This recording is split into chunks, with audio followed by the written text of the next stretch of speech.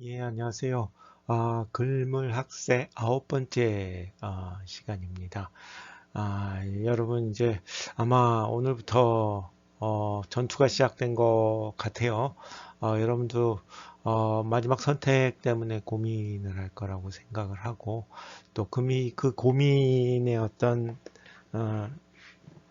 어, 가이드, 아니, 가이드가 아니고 제가 어떻게 가이드를 하겠습니까? 그 고민을, 여러분들의 고민을 해결하는데, 뭐, 하나의 어떤, 뭐, 원칙? 뭐, 이런 어떤 것들이 뭐가 있을까? 뭐, 이런 의미에서 저는 경제학을 공부하고 또 경영학을 전공했던 사람으로서 뭐, 간단하게 뭐 그런 선택을 할 때 우리가 어떤 기준으로 선택을 해야 할까? 뭐, 이런 얘기를 좀 해볼까 합니다.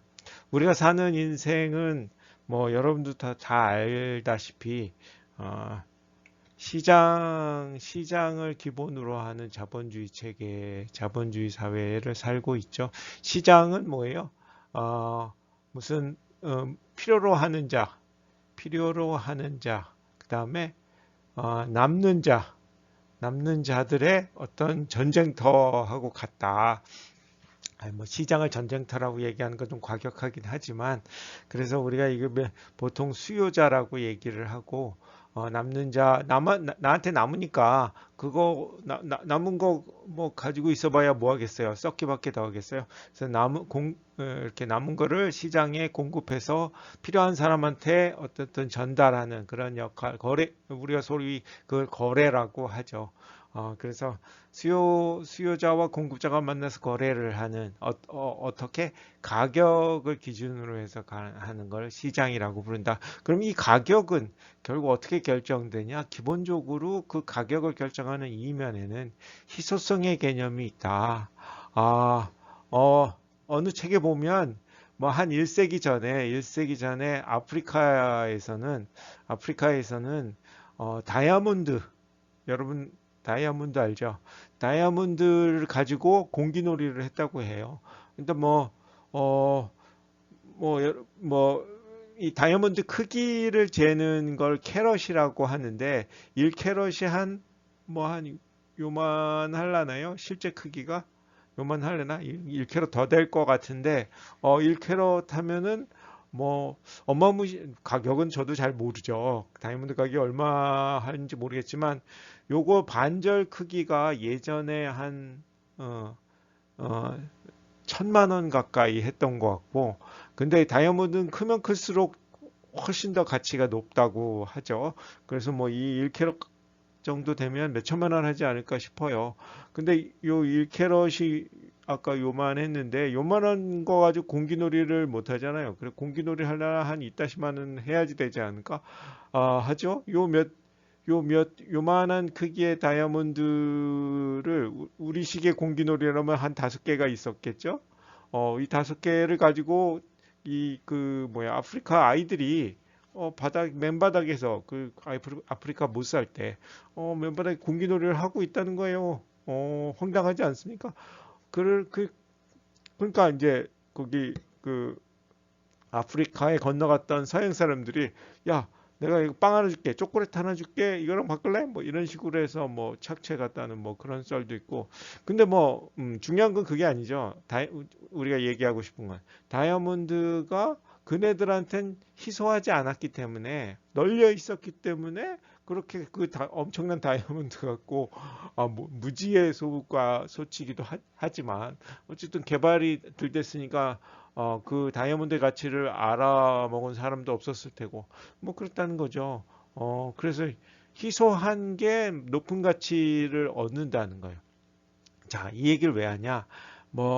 우리 글물학세, 글로벌 물류, 뭐 물류가 이 4차 산업혁명 시대에 뭐 꽃일 수밖에 없다. 이거 없으면 아무것도 못한다. 뭐 이런 얘기 이미 우리가 한 셋째, 넷째 시간에 했던 걸로 기억하는데, 자, 그런 어떤 전공의 내용이나 이런 차원을 떠나서, 전국의 이렇게 대학교들, 여러분들이 전투를 벌일 대학교들 이렇게 보면 경영학과 다 있다.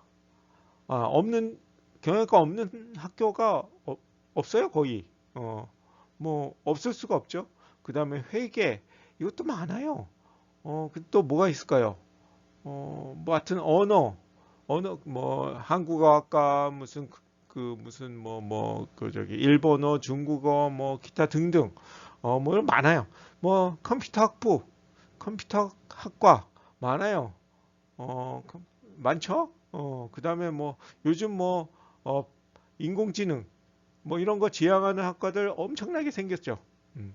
뭐 가요. 그러니까 뭐 이런 데 가요. 이런 데 가면 결국 어떻게 했는데 걔는 그 학생들이 공부를 하고 4년 후에 취업 시장에 나올 때 당연히 이 전공자들의 공급이 엄청나게 치열해질 수밖에 없는 거죠.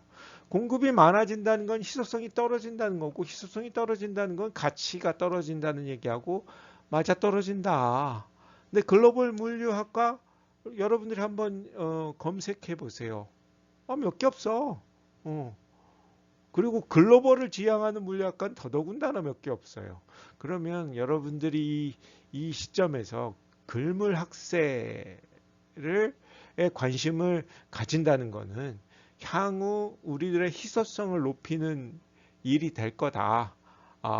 라는 어떤 우리가 생각을 해보면서 여러분들이 글물 학세에 조금 더 집중되고 뭐라 그럴까요?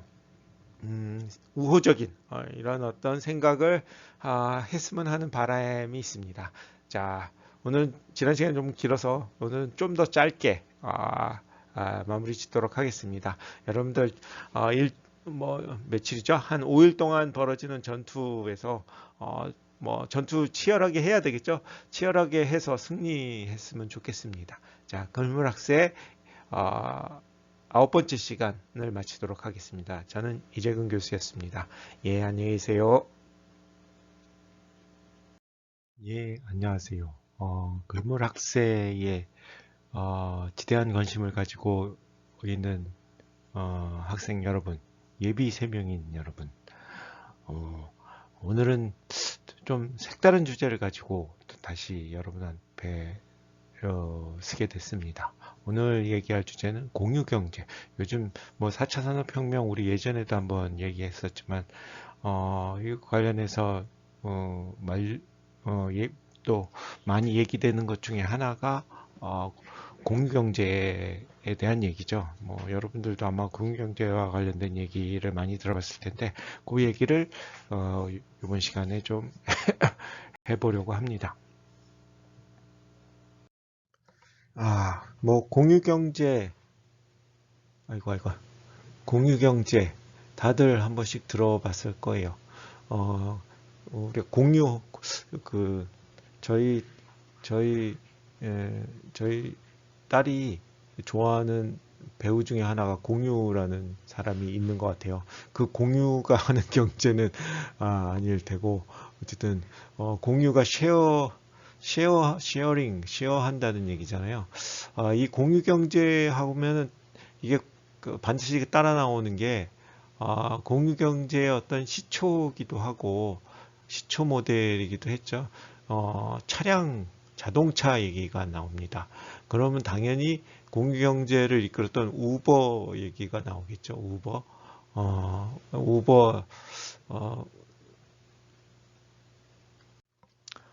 어, 방금 제가 구글에 찾아봤는데 우버가 최초의 그 공유경제 비즈니스 모델인가 했더니 그런 어떤 근거는 없는 것 같아요. 하여튼 우버하고 또 우버는 이제 차량과 관련된 거고 또 하나의 어떤 공유경제 대표적인 모델이라는 게 에어비앤비죠. 이거는 숙소와 관련된 집과 관련된 얘기고 이건 차량과 관련된 얘기고 이거는 필연적으로 우버는 이제 과도기적인 어떤 공유 모델이라고 볼 수 있고 앞으로 아마 차량 공유가 발전하면 자율주행 어떤 기능과 필연적으로 연관될 수밖에 없을 거라는 생각이 들어요. 제가 어떤 자료를 보니까 우리네 문화는 미국도 마찬가지지만 차량을 소유의 개념으로 접근을 하죠. 소유의 개념을 접근을 해요. 그래서 자동차 회사가 완성차 회사가 차량을 만들면 우리가 생돈 주고 차를 구입하죠. 구입해요. 근데 지금 제 차는 어디에 있느냐? 제 차는 서울 아파트 주차장에 있어요. 아마 제가 예전에 언젠가 얘기했는지 모르겠지만 요, 2022년 목표가 1년에 1000km 미만을 주행하자. 이게 목표예요. 왜냐하면 대중교통도 이용하고 그 다음에 가능하면 걸어 다니고 해보자. 그러면 1000km를 보통 작년에 제가 한 2만여 킬로를 차를 타고 다녔어요. 근데 이걸 20분의 1로 줄이는 거잖아요. 20분의 1로 줄이는 거야. 20분의 1로 줄이면 그러면은 하루를 20시간이라고 24시간이지만 뭐 24분의 1로 줄였다고 생각을 해봐요. 그럼 24분의 1로 줄이면 결국 1시간 2만 킬로를 타기 위해서 24시간이 필요하다. 그럼 1시간밖에 사용을 안 한다는 거냐? 그럼 24분의 1이면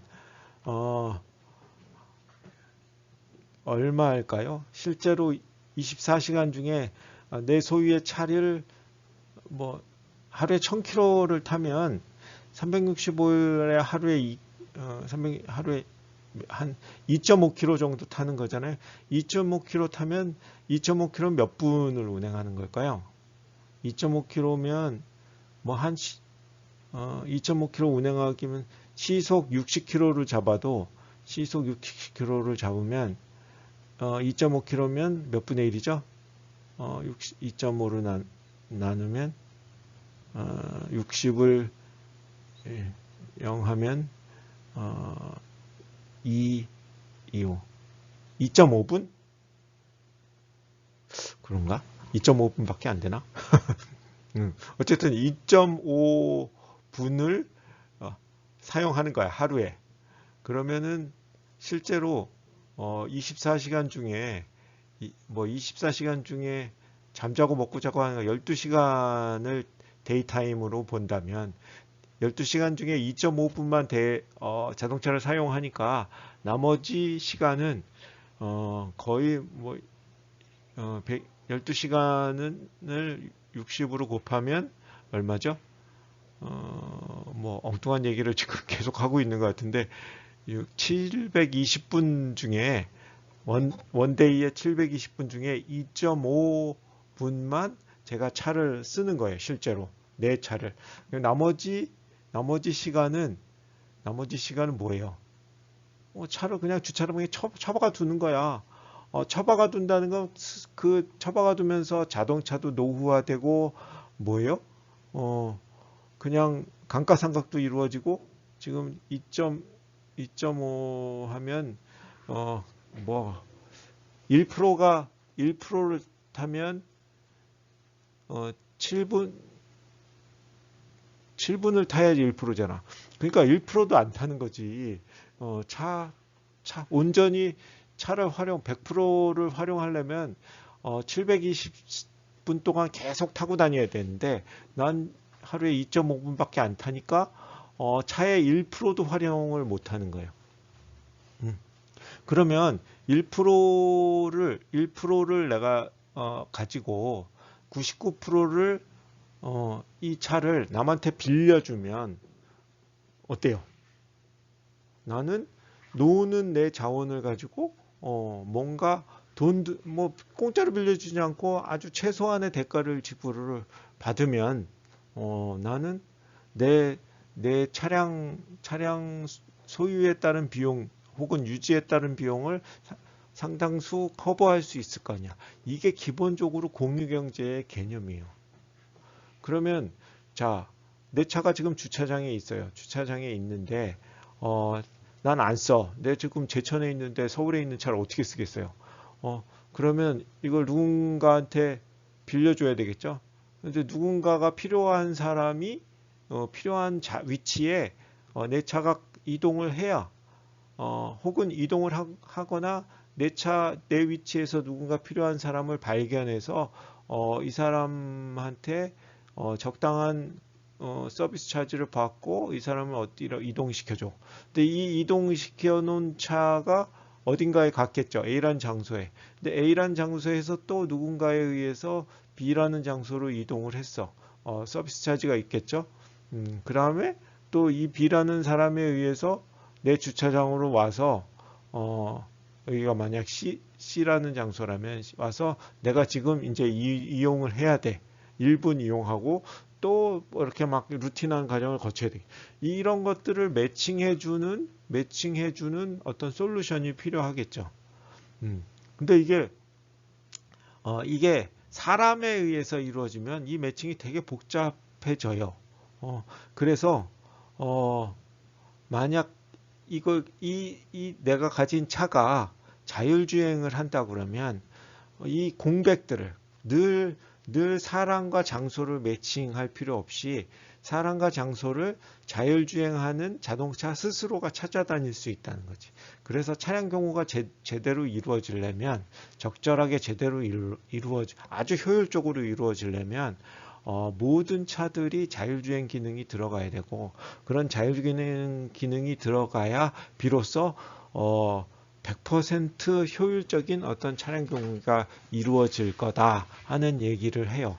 어쨌거나 사실 뭐 거기까지 논의가 이루어지지 않는다 하더라도 결국 현실적으로 봤을 때 이게 정말 사실이에요. 세상에 1% 내가 어떤 내 차를 사가지고 내 차의 1%만 지금 현재 활용하고 있다 하는 거죠. 뭐 작년에는 좀 많이 활용을 했지만 올해는 어쨌거나 여러 가지 목적으로 인해서 여러 가지 배경 목적으로 인해서 1%만 활용하고 있고 나머지 99.99%는 그냥 차 스스로 시간을 죽이고 있다. 돈을 쓰고 있는 거죠. 왜냐하면 안 쓴다고 해서 자동차세가 물론 저기 기름값은 요즘 워낙 기름값이 비싸니까 기름값은 아끼겠죠. 안 돌아다니니까. 근데 차의 본연의 어떤 기능은 뭐예요? 사람을 이동시켜 주는 게 본연의 기능이야. 근데 그 기능을 안 하고 있는 거 아니야. 주차장에서 혼자 놀고 있어요. 이건 문제다. 이렇게 노는 차를 잘 여러 사람들이 나눠 쓸 수 있으면 이 세상에 차도 많이 필요 없을 거고 만약에 모든 사람들이 차를 1% 쓴다 그러면 1% 쓴다 그러면 뭐예요? 이 99%를 많은 사람들이 나눠 쓸 수만 있다. 그런 어떤 것들을 매칭시켜주는 아주 효과적인 어떤 어플리케이션이 존재한다. 그러면 이 세상에 지금 100대 중에 99대는 매우 이상적으로 99대는 필요 없어지고 한 대만 있으면 된다 하는 얘기죠. 한 대만. 근데 제가 기억나는데 자료 출처는 잘 기억 안 나지만 전 세계 차량이 평균적으로 차의 오너가 차량을 쓰는 건 4%밖에 안 된다고 해요. 평균적으로. 그러니까 나머지 96%는 주차장에서 썩고 있다는 거야. 그러니까 주차장에서 썩는 차들이 워낙 많으니까 주차장이 모자르는 거죠. 그러니까 쓸데없이 저희 아파트도 얼마 전에 그 어린이 놀이터를 줄여서 주차장을 만들었어요. 어린이 놀이터가 아니고 어린이 놀이터도 한번 줄였고 노인정을 없앴어요. 물론 노인정의 이용자가 줄어들어서 그래서 뭐 다른 걸로 활용하자 그래서 뭐 없앴겠지요. 그럼에도 불구하고 그 공간을 좀 더 효율적으로 쓸 수 있는데 그걸 뭘로 쓰냐면 주차장으로 쓰는 거야. 그 주차장 뭐예요? 그 차량의 본연의 목적을 활용하지 못하는 그냥 온리 소유의 개념으로 존재하는 그 차를 위해서 주차장을 만드는 거죠. 그걸 가지고 어린이 놀이터, 뭐 운동장 이런 거를 활용을 했으면 훨씬 더 우리들 사람한테 훨씬 효과적으로 활용할 수 있을 건데도 불구하고 엄하게 주차장으로 쓰고 있다는 거야. 만약에 그 자동차에 대한 소유의 어떤 개념, 나 벤츠 타, 나 BMW 타, 나 테슬라 타, 이런 식의 어떤 소유의 개념을 줄이고, 그리고 그 차량을 어쨌든 내가 소유했던 차량을 다른 사람한테 빌려줄 수 있는 그런 마인드의 전환이 이루어진다. 근데 이게 쉽지는 않은 것 같긴 해요. 내 차 남이 타고 다닌다는 게 별로 이렇게 저도 노땅이라서 그런지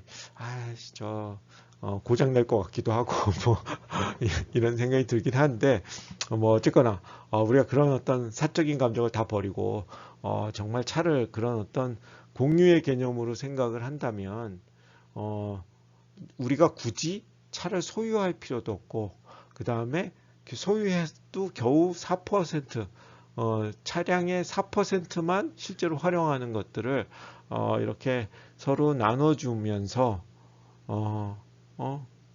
그러면 전 세계의 96% 어디 갔어? 전 세계의 96%의 차량은 필요 없어진다는 거죠. 평균적으로 필요 없어지고 4%의 차만으로도 충분히 서로 돌려가면서 물론 이 정도까지는 아니겠지만 어쨌든 돌려가면서 쓸 수 있다는 거야. 그러면 이 세상에 쓸데없이 도로들 차지하고 있는 도로 공간도 줄일 수 있고 획기적으로 주차장 공간도 다른 걸로 활용할 수 있고 한다는 거죠. 음. 정말 그게 이상적으로 그런 것들이 가능하다면 정말 공유 경제가 된다면 정말 좋은 세상이 될 것 같아요. 근데 우버도 그렇고 에어비앤비도 그렇고 물론 우버나 에어비앤비의 사상이 정말 제대로 구현되고 있는 그런 서비스가 운영되고 있는 그런 장소도 있겠지만 우리나라에서 우버가 실패했죠. 영국 런던에서도 실패했어요.